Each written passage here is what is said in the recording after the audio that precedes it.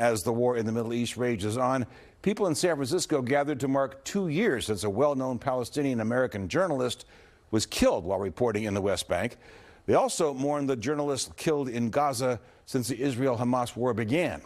NBC Bay Area's Alyssa Goard was there as demonstrators called for protections for press freedom and an end to the attacks on Gaza. Shireen Abu Akleh. Several hundred people joined for a memorial at San Francisco's Embarcadero.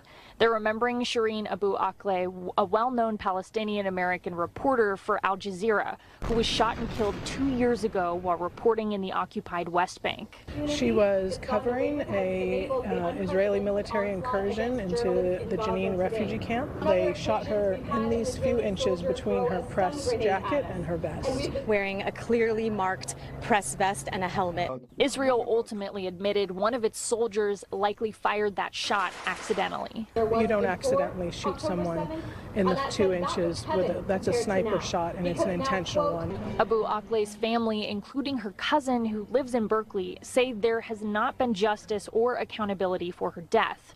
Her cousin says she's not surprised to see the number of journalists who have been killed in Gaza since October 7th. At the end of the day, it's a green light, including to the targeting of journalists. According to the Committee to Protect Journalists, at least 97 journalists have been confirmed dead in Gaza. The majority of those killed are Palestinians. This is the deadliest conflict for journalists in modern history.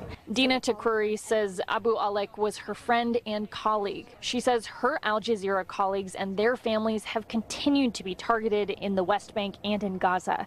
This month, Israel ordered Al Jazeera to shut down operations there. A threat to press freedom in one place is a threat to press freedom everywhere.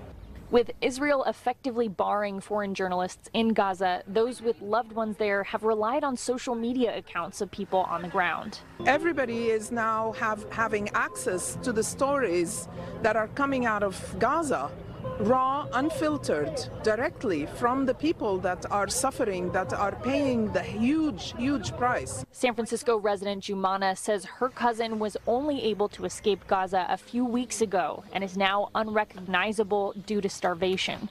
She and others here are urging for more from the international community, including to protect those capturing the stories of Gaza. Journalists cannot be targeted. They should be protected under international law. We want to be able to live in peace like any other nation. In San Francisco, Alyssa Goard, NBC, Bay Area News.